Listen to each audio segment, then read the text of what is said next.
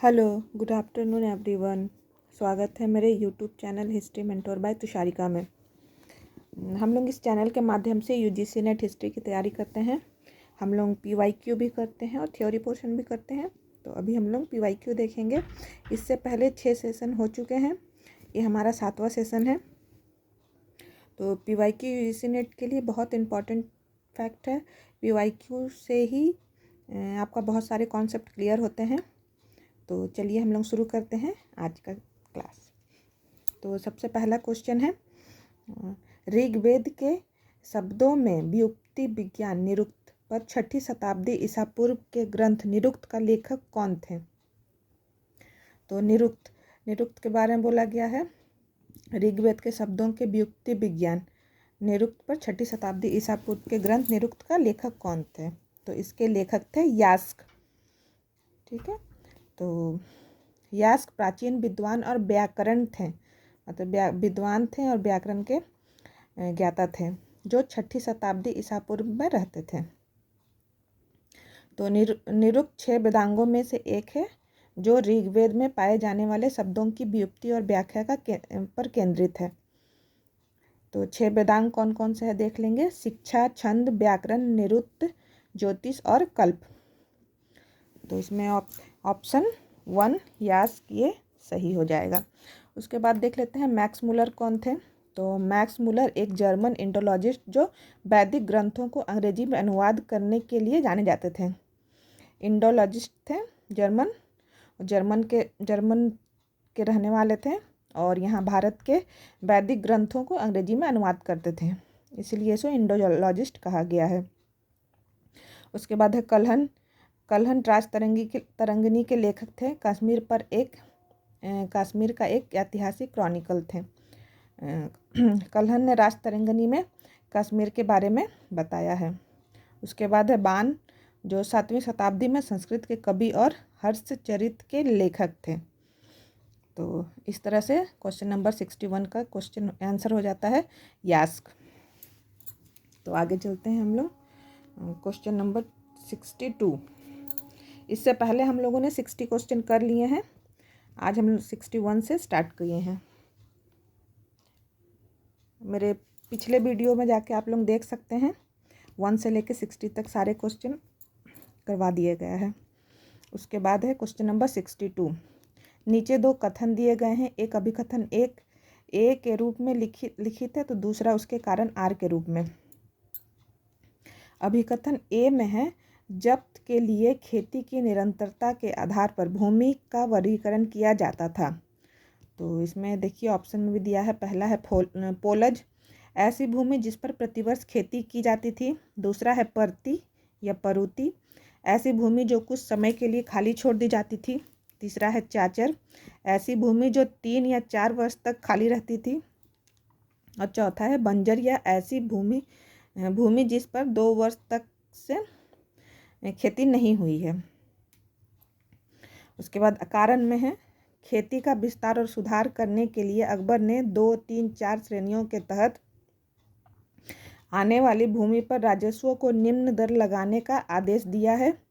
उस पर भूमि को केवल श्रेणी 1 में पहुंचने पर उस पर पूर्ण स्वीकृत दर लगाने का आदेश दिया है।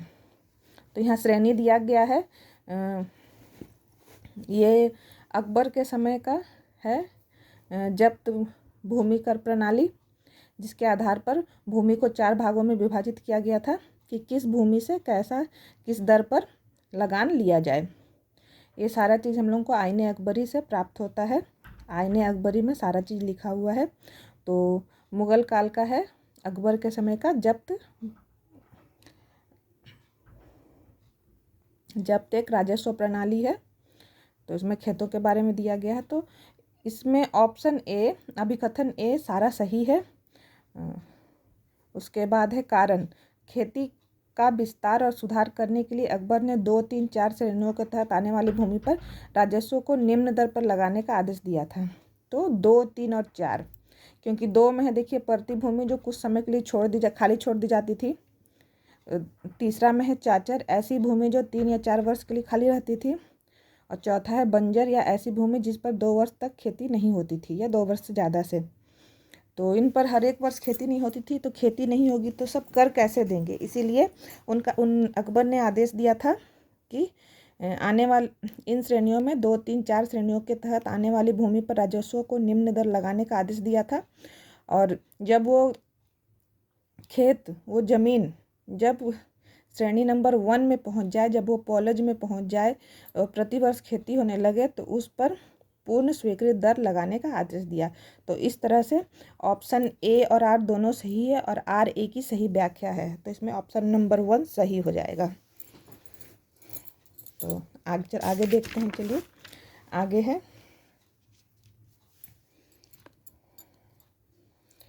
Question number 63।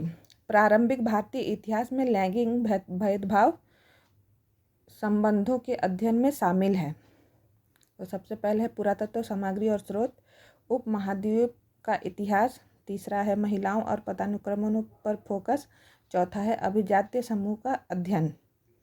तो लैंगिक भेदभाव संबंधों के अध्ययन में शामिल है, तो पुरातत्व सामग्री और स्रोत नहीं होंगे, उपमहाद्वीप का इतिहास भी लैंगिक भेदभाव में नहीं होगा, अभिजातीय समूह का अध्ययन भी नहीं होगा। लैंगिक भेदभाव मतलब महिला और पुरुष में भेदभाव संबंधों का अध्ययन, तो इसमें महिलाओं और पदानुक्रमों पर फोकस, ये ऑप्शन नंबर 3 सही हो जाएगा। तो देखिए इससे पता चलता है कि पितृसत्तात्मक संरचनाओं ने प्रारंभिक भारतीय समाज में महिलाओं के जीवन अधिकारों और योगदान को आकार दिया था। किस तरह से दिया, उसके बाद है असमानताओं और शक्ति संरचनाओं को उजागर करने के लिए लिंग और सामाजिक स्तरीकरण के बीच की गतिशीलता को समझने पर जोर देते हैं। तो इसमें क्वेश्चन नंबर 63 का आंसर हो जाएगा ऑप्शन नंबर 3, महिलाओं और पदानुक्रमों पर फोकस।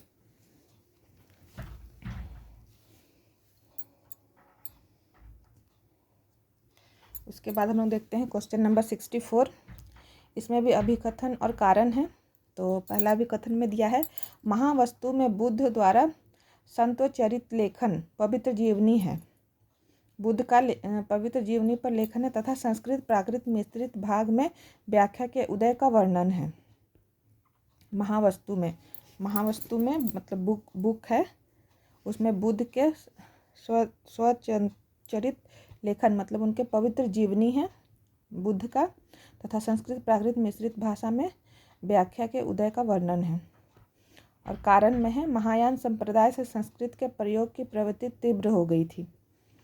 तो इसमें हो जाएगा ऑप्शन नंबर ए सही है, पर आर सही मतलब आर भी सही है, पर आर ए की सही व्याख्या नहीं है, क्योंकि महावस्तु की पुस्तक के बारे में कहा गया है जिसमें बुद्ध का पवित्र जीवनी का व्याख्या है, और यहाँ महायान संप्रदाय के बारे में कहा गया है।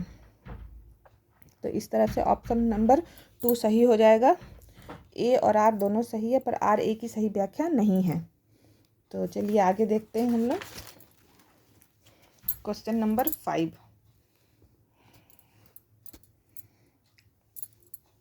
Question number 65। औपनिवेशिक काल में निम्नलिखित अकालों को सही कालानुक्रम में रखें। तो देखिए अकाल कब कब आया था, तो उत्तर पश्चिम प्रांतों और अवध का अकाल आया था 1877 में, 1778 में था। बंगाल का भयंकर अकाल आया था 1770 ईस्वी में। मद्रास का अकाल आया था 1876 में। उड़ीसा का अकाल आया था 1866 में, और दिल्ली और आगरा का अकाल आया था 1837-38 में।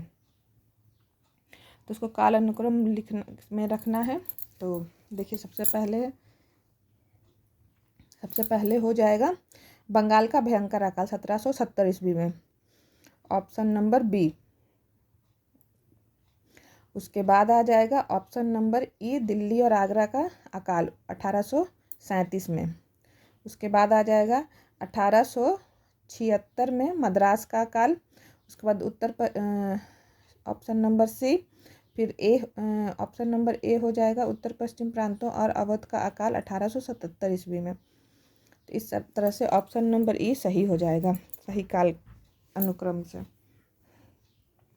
बी होगा, उसके बाद ई, फिर डी, फिर सी, फिर ए। तो इस तरह से आज यही हम लोग समाप्त करते हैं। मेरा वीडियो कैसा लगा आप लोग कमेंट कीजिएगा, कहाँ से देख रहे हैं वो भी कमेंट कीजिएगा, और लाइक और सब्सक्राइब ज़रूर कर दीजिएगा। तो आगे हम लोग नेक्स्ट क्लास में देखते हैं, तो इस तरह से मेरे साथ बने रहें।